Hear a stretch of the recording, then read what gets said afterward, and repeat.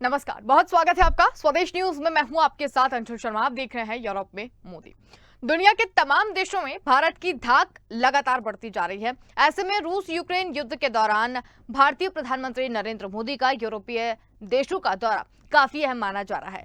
भारत के प्रधानमंत्री नरेंद्र मोदी के यूरोपीय देशों के दौरे का बुधवार को तीसरा और आखिरी दिन था। इससे पहले पीएम मोदी ने डेनिश प्रधानमंत्री फेडरिक्सन और भारत डेनमार्क के टॉप बिजनेस लीडर्स से मुलाकात की। पीएम मोदी ने कोपनहेगन में भारतीय समुदाय को संबोधित किया और लोगों को चलो इंडिया का नारा भी दिया। इसके साथ ही पीएम मोदी ने कहा कि हमारा देश आजादी का अमृत महोत्सव मना रहा है। प्रधानमंत्री नरेंद्र मोदी ने कहा कि एक भारतीय दुनिया में कहीं भी जाए वो अपनी कर्मभूमि और उस देश के लिए पूरी ईमानदारी से कंट्रीब्यूट करता है। उन्होंने कहा कि अब अनेक बार जब मेरी विश्व नेताओं से मुलाकात होती है तो अपने देशों में बसे भारतीय समुदाय की उपलब्धियों के बारे में मुझे गर्व से बताते हैं। पीएम मोदी ने कहा कि दुनिया को बेहतर बनाने के लिए भारत और डेनमार्क की साझेदारी अहम मानी जा रही है। भारत डेनमार्क के संकल्प का एक है और दुनिया को तबाह करने में भारत कोई भूमिका नहीं है। वहीं हम तो वो लोग हैं जो पौधे में भी परमात्मा देखते हैं। हम वो लोग हैं जो नदी में मां देखते हैं। PM Modi Denmark, Finland, Norway, Sweden और आइसलैंड के प्रधानमंत्रियों के साथ दूसरे भारत नार्डिक शिखर सम्मेलन में शिरकत करेंगे। सम्मेलन में पीएम मोदी नार्डिक देशों से जलवायु परिवर्तन, नवीनीकरण ऊर्जा और नवाचार प्रौद्योगिकी के क्षेत्र में मजबूत करने के लिए चर्चा करेंगे। प्रधानमंत्री नरेंद्र मोदी अपने यूरोपीय दौरे के पहले दिन जर्मनी में थे और वो जर्मन चांसलर ओलाफ स्कॉल्स से मिले और मुलाकात के बाद भारत जर्मनी के बीच ग्रीन एनर्जी पर अहम समझौता हुआ। जर्मनी दौरे पर पीएम मोदी ने डेलीगेशन लेवल मीटिंग खत्म करने के बाद अपनी स्पीच में यूक्रेन रूस जंग का जिक्र किया। पीएम ने कहा कि यूक्रेन के संकट के आरंभ से ही हमने तुरंत युद्ध विराम का आह्वान किया और इस बात पर जोर दिया कि विवाद को सुलझाने के लिए बातचीत ही एकमात्र उपाय है। हमारा ऐसा मानना है कि इस युद्ध में कोई भी विजयी पार्टी नहीं होगी, सभी को नुकसान होगा, इसलिए हम शांति के पक्ष में हैं। मोदी ने बर्लिन में कहा कि मुझे पूरा विश्वास है कि हम इस यात्रा से भारत और जर्मनी के बीच मित्रता और गहरी होगी। कारोबारियों से पीएम मोदी की मुलाकात के बाद जर्मन कंपनियां भारत के निवेश में बढ़ सकती हैं। आपको बता दें कि जर्मनी भारत में सबसे ज्यादा विदेशी निवेश करने वाला 7वां बड़ा देश है और वर्तमान समय में 1700 से ज्यादा जर्मन कंपनियां भारत में कारोबार कर रही हैं।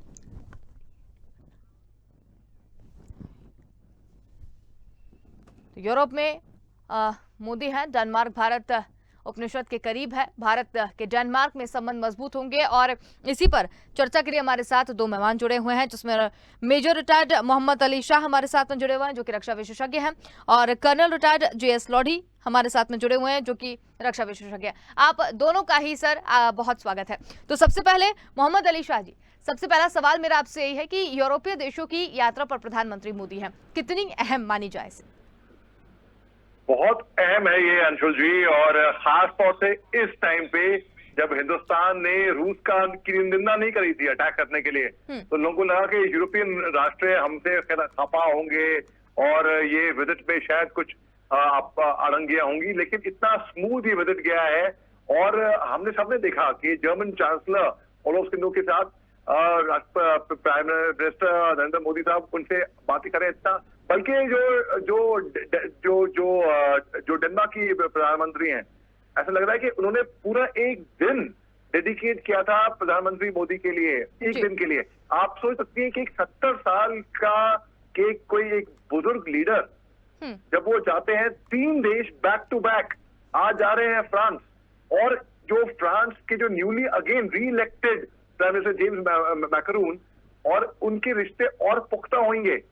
हाँ, वो अलग बात है कि लोग बोलें कि भाई कि फ्रांस के साथ हमारी एक नेवल डील होनी थी, दरअसल जो कि वो खबर मिली है कि वो डील फ्रांस बैकआउट कर गया है। वो बात मैं क्लियर कर दूं एक बात, उसका प्रधानमंत्री के जाने ना जाने से कुछ लेना देना है ही नहीं। मैं उस डील की बात कर रहा हूं, वो है P-75I की एक डील है, नेवल डील, जिससे हम सबमरीन लेते हैं। ये 30 साल का ये डील था जो 2030 में वो इसका जो पैक्ट है वो खत्म हो रहा है। इसमें हमारे पास 24 सबमरीन होनी चाहिए, 24 में से 18 कन्वेंशनल और 6 सबमरीन जो कि न्यूक्लियर पैक्ट है, जो इनके न्यूक्लियर पावर्ड है। ठीक है, अब हुआ यूं कि जो फ्रांस के पास सबमरीन है वो AIP प्रोपेल नहीं है। AIP क्या होता है? एयर इंडिपेंडेंट प्रोपेल्शन, जी यानी कि जो सबमरीन होती है वो पानी के नीचे जाती है। जी और AIP चीन के पास में है, पाकिस्तान के पास में है, हिंदुस्तान के पास में नहीं है अब तक, और फ्रांस के पास में भी नहीं है। जी। तो वो हमको बहुत जरूरी चाहिए था और वो नहीं था, तो इसके लिए वो डील कैंसिल हुई है। और इसमें और बल्कि जो कलाबरी बोट होंगी उनमें हिंदुस्तान की रिक्वायरमेंट है, उनमें होनी चाहिए। और जो डिजाइन बाय जो वेरिएंट है टाइप 209 बोट्स का, उनमें हम रिक्वेस्ट कर रहे हैं कि ये हमारे पास एडवांस टेक्नोलॉजी हो, क्योंकि आप एक कॉमन सेंस है अंशुल जी। देखिए, जब कोई अंडर वाटर जाते हैं तो आप डिटेक्ट हो पाते हैं, बिल्कुल। क्योंकि उनका एक बाहर जैसे स्नॉर्कलिंग होती है, उनका एक इक्विपमेंट बाहर निकल के आता है। आप अंडरग्राउंड जाएंगे, आप अंडर वाटर जाएंगे, तो उनकी जो AIP की वजह से आप डिटेक्ट ही नहीं हो पाएंगे। उसमें जो ड्यूरेशन है अंडर वाटर जाने की वो ज्यादा लंबी होती है, और ज्यादा लंबे तक वो जहाज, सबमरीन जहाज अंडर वाटर रह सकता है। तो प्राइम मिनिस्टर नरेंद्र मोदी साहब की जो विजिट है बहुत ही अच्छी, बहुत ही शानदार, बहुत ही बेहतरीन, और खास तौर से जो फ्री ट्रेड अग्रीमेंट है, यूके के प्रधानमंत्री अभी हिंदुस्तान आए थे, वो 3 मुद्दे को लेकर आए थे। पहला मुद्दा था उनका जो फ्री ट्रेड अग्रीमेंट था, दूसरा मुद्दा था उनका cooperation in the Indo Pacific, और तीसरा मुद्दा था जो कि डिफेंस टाइज है उनको और आगे बढ़ाना।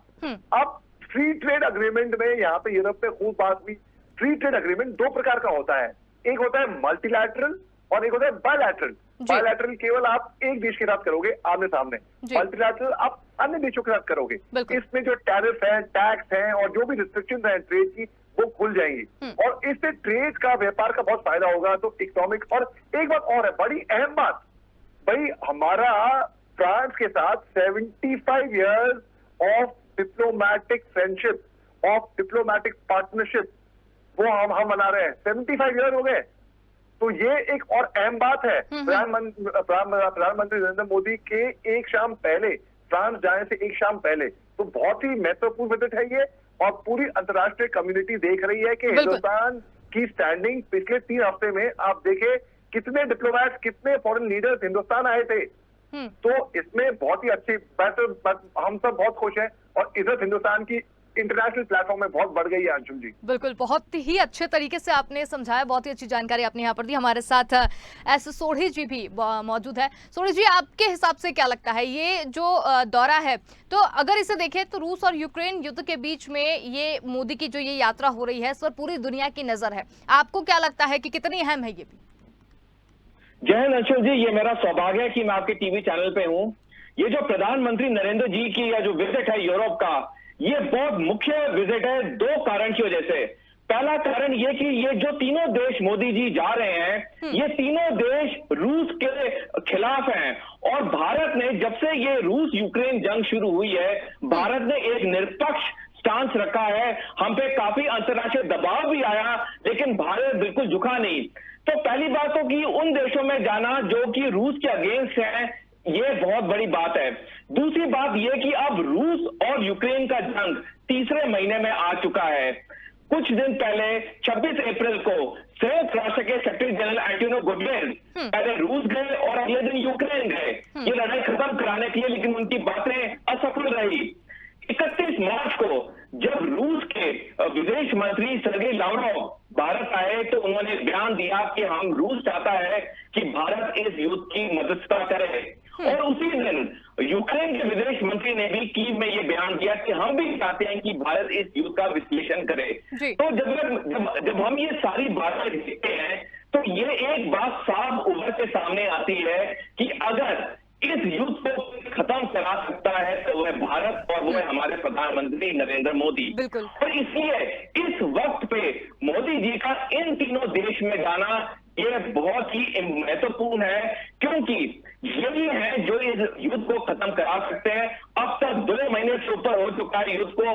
हमने देखा कई प्रयास हुए, टर्की में कई टॉक्स हुए, इजराइल के प्रधानमंत्री 2 बारी रूस गए, लेकिन सारी बातें असफल रही, क्योंकि और फैक्ट ये है कि रूस को संयुक्त राष्ट्र पे भरोसा नहीं है, रूस को अमेरिका पे बिल्कुल भरोसा नहीं है, चाहे टर्की है चाहे इजराइल है, उनके जो रिश्ते हैं वो अमेरिका अमेरिका से बहुत मजबूत है।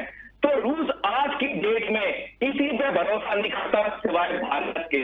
और जैसे मेजर मोहम्मद अली शाह ने सही बताया कि अगर पिछले एक महीने में देखें, विश्व के जितने बड़े से बड़े देश थे उनके नेता भारत आए, ये चीज पूरे विश्व में किसी और देश में नहीं हुई। तो ये सारी चीजें दर्शाता है कि आज भारत का अंतर्राष्ट्रीय स्तर पे वो ओहदा है जो कि सुपर पावर से कम नहीं है। और अगर ये युद्ध खत्म कोई करा सकता है तो वो भारत है और प्रधानमंत्री नरेंद्र मोदी हैं। बिल्कुल। सोढ़ी साहब, एक सवाल और है मेरा आपसे। प्रधानमंत्री नरेंद्र मोदी की अगर हम बात करें तो मोदी अपनी कूटनीति के लिए जाने जाते हैं। मतलब प्रधानमंत्री की जो कूटनीति रही है उसी के कारण आज हम महाशक्ति के रूप में भी उभर रहे हैं। और जैसा कि मेजर साहब ने बताया था अभी थोड़ी देर पहले कि हम एक पावर के रूप में जा रहे हैं। हम सभी जगह जहां हम जा रहे हैं वहां एक भारतीय लोगों का एक अलग से सम्मान वहां पर है। तो आपको क्या लगता है कि इस दौरे से यूरोप के हालात पर क्या असर पड़ेगा? बिल्कुल, आपने सही कहा। देखिए, अभी जो आज भारत नॉर्डिक समिट हो रहा है, ये नॉर्डिक समिट जो है ये बहुत महत्वपूर्ण क्यों है? क्योंकि ये जो 5 देश हैं जो नॉर्डिक कंट्रीज कहलाती हैं, वो पूरे विश्व में सिर्फ यूएसए के साथ ऐसा सम्मेलन करती हैं और यूएसए के अलावा आज भारत के साथ कर रही हैं। तो ये खुद ब खुद दिखाता है कि भारत अंतर्राष्ट्रीय स्तर पे एक सुपर पावर से कम नहीं है। और जैसे नरेंद्र मोदी जी ने अपने जर्मनी में और डेनमार्क में भारतीय मूल के लोगों से जब उन्होंने बातचीत की, उन्होंने कहा कि मैं जिस देश में जाता हूं उस देश के नेता मेरे को ये बताते हैं कि भारतीय मूल के लोग यहाँ पे कितना अच्छा कर रहे हैं। हमने ये चीज देखी है कि हमारे भारत मूल के लोग किसी भी देश में गए हैं, उन्होंने उस देश में भारत का नाम 10 गुना किया है। उन्होंने उस देश के लिए वो किया है जो शायद कहीं उनके अपने लोकल नागरिक नहीं कर सके। तो ये मोदी जी का ये जो विजिट है यूरोप में और इतनी अच्छी बातें बड़े बड़े देश के नेता कह रहे हैं, तो ये अब सीधा ये दर्शाता है कि हम अंतर्राष्ट्रीय स्तर पे अब एक फोर्स बन चुके हैं, ताकत बन चुके हैं, जो कोई भी देश हमें इग्नोर नहीं कर सकता है। आज हम सुपर पावर बेशक ना हो ऑफिशियली, लेकिन हर देश को पता है कि भारत सुपर पावर से कम नहीं है। बिल्कुल बिल्कुल, बहुत ही अच्छी बात आपने यहाँ पर कही। मेजर साहब, एक सवाल मेरा आपसे ये था, हो सकता है कि मेरा सवाल थोड़ा सा लीक से हटकर हो, लेकिन फिर भी जब भी आप जुड़ते थे पहले भी, तो मैंने ऐसा सोचा था कि जब भी आप अगली बार जुड़ेंगे तो ये सवाल मैं आपसे जरूर करूंगी कि जब प्रधानमंत्री नरेंद्र मोदी जब प्रधानमंत्री बने, उसके बाद में जो अंतर्राष्ट्रीय लेवल पर भारत की जो स्थिति अभी देखने को मिली है और जो उनके प्रधानमंत्री बनने से पहले थी, कितना अंतर देखने को मिला अभी? बहुत दिखा है, बहुत दिखा है। और अंतर्राष्ट्रीय, देखिए आपको मैं एग्जांपल देता हूँ। पहले हमको जरूरत थी अमेरिका की, एक टाइम ऐसा था। अब टाइम ऐसा है, घड़ी बदल गई है कि अब अमेरिका को जरूरत है हिंदुस्तान की। हम जो क्वाड के हिस्सा है, जापान, ऑस्ट्रेलिया, इंडिया और अमेरिका, भाई हम पड़ोसी हैं चीन के, और अमेरिका को जरूरत है हमारी। आपको मैं एग्जांपल और देता हूं मैं आपको। जब हमने अमेरिका ने हम पे पाबंदी लगा दी थी, सैंक्शन लगा दी थे हम पे, कि जब हम रॉ मटेरियल्स जो हैं कोविड-19 के वैक्सीनेशन के, वो इंपोर्ट एक्सपोर्ट ना करें। जिस दिन हिंदुस्तान ने 1 मिलियन वैक्सीनेशन एडमिनिस्टर करे, उसी दिन भला ही उसको महज इत्तेफाक कह दिए, कुछ भी कह दिए, मगर हुआ, दरअसल हुआ। उसी दिन अमेरिका ने जो सैंक्शन थे वो खोल दिए। तो आप तो इंपोर्ट एक्सपोर्ट के, तो अमेरिका को जरूरत है हिंदुस्तान की। यूके, हर कोई हिंदुस्तान का नाम लेता है। आप देख लीजिए अंशुल जी, यूक्रेन में क्या हुआ। यूक्रेन में जब सब लोगों की जान खतरे में आई, मरता क्या नहीं करता। बिल्कुल। तो पाकिस्तान के बस में पाकिस्तान बच्चों ने हिंदुस्तान का झंडा फहरा के अपनी जानें बचाई। बिल्कुल, ये एक सुरक्षा कवच हो गया।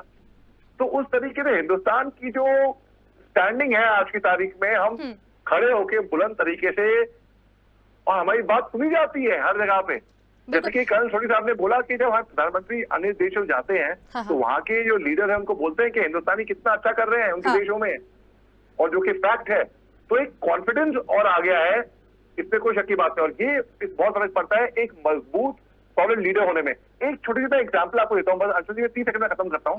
जब मैं ट्रेनिंग कर रहा था ना फौज की, जब मैं ट्रेनिंग करता, हमारे कंपनी कमांडर साहब थे, वो बहुत ही मजबूत लीडर थे, और उनकी वजह से उन्होंने जो हमें ट्रेनिंग हमको दी, जो कठोर ट्रेनिंग उस टाइम पे हमको दी, उसकी वजह से हम अच्छे ऑफिसर खिलाए गए बाद में।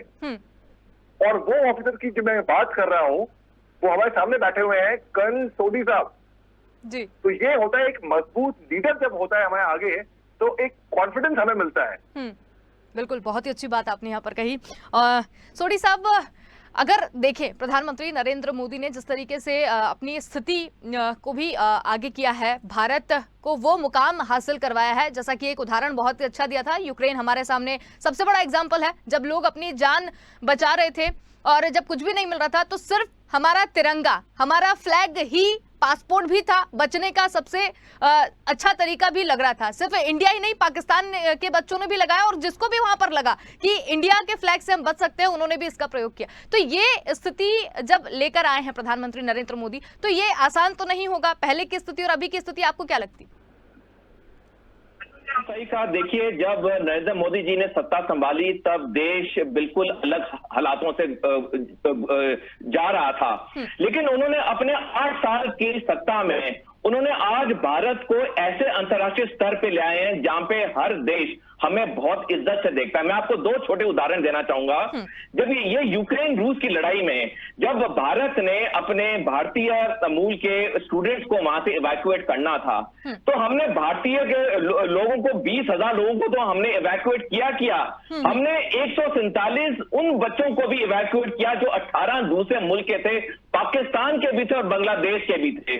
तो भारत जब मदद करता है, भारत सबकी मदद करता है। दूसरा मैं आपको उदाहरण देना चाहूंगा कि हमने देखा है चीन जब किसको कर्ज देता है तो वो एक जैसे एक प्रेडेटर की उससे देता है कि वो वापस कुछ चीज चाहता है, जिसे नरबख्शी कहते हैं। लेकिन भारत जब भी कोई मदद करता है कुछ चीज वापस नहीं चाहता उसके बदले में। तभी जो भी चीन ने चाहे श्रीलंका में किया, पाकिस्तान में किया, उनका उन्होंने हम्बल टोटा पोर्ट, उनका ग्वादर पोर्ट पाकिस्तान कब्जा कर लिया। भारत किसी देशों की मदद करता है, लेकिन भारत चीन की तरह ये नरबख्शी वाला काम नहीं करता, क्योंकि भारत दिल से मदद करना चाहता है। तो ये 2 अगर हम छोटे उदाहरण देखें तो ये स्पष्ट हो जाता है कि भारत की जो मेंटालिटी है वो बहुत ऊंचे दर्जे की है। हम वाकई में एक विश्व लीडर हैं और यही चीज जो मोदी जी ने एग्जिबिट की है पिछले 8 सालों में, ये आज भारत को उस स्टेज में लेके आई है जहां पे हम सुपर पावर है। और जैसे मैंने पहले बताया कि पिछले 1 महीने में हर बड़े देश का नेता यहाँ आया, वो इसलिए और वो नेता दूसरे देशों में नहीं गए।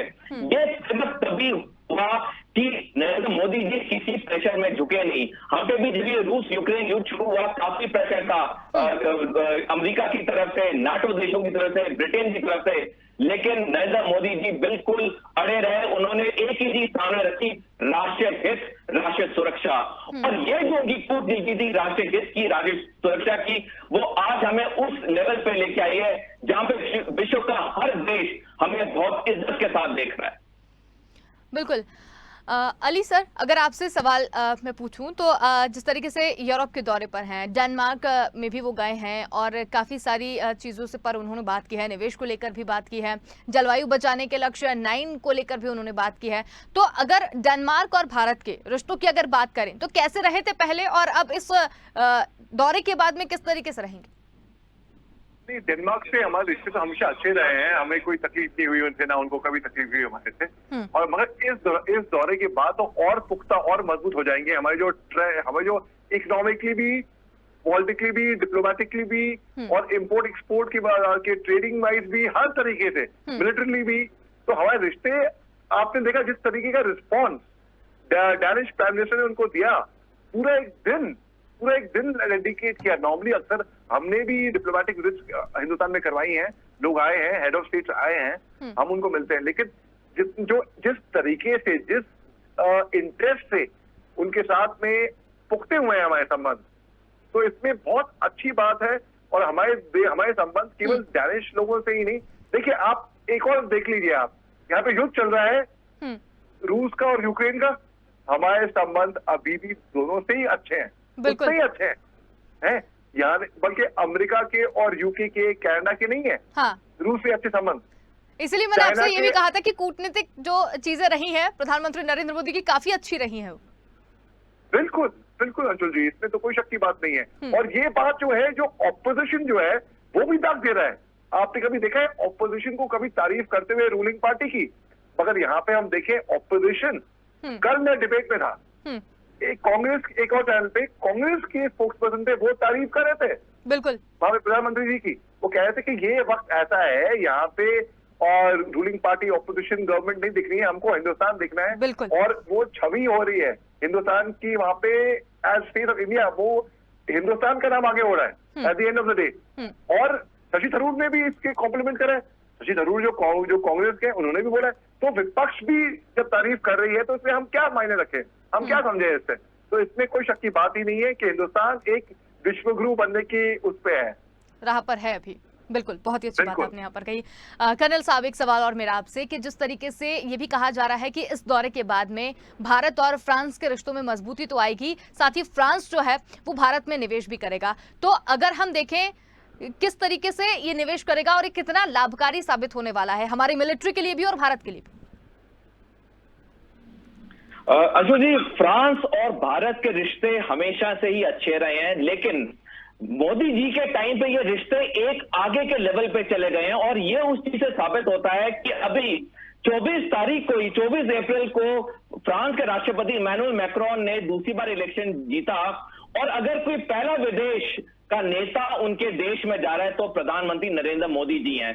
तो ये एक तो बड़े फक्र की बात है, और दूसरा ये बड़े हमारे इज्जत की बात है कि आज भारत उस लेवल पे आ चुका है जहां पे हम जब बच्चे थे तो हम पढ़ते थे कि अगर कोई बड़े देश में कोई नेता जाता तो या वो अमेरिका का होता था या रूस का होता था।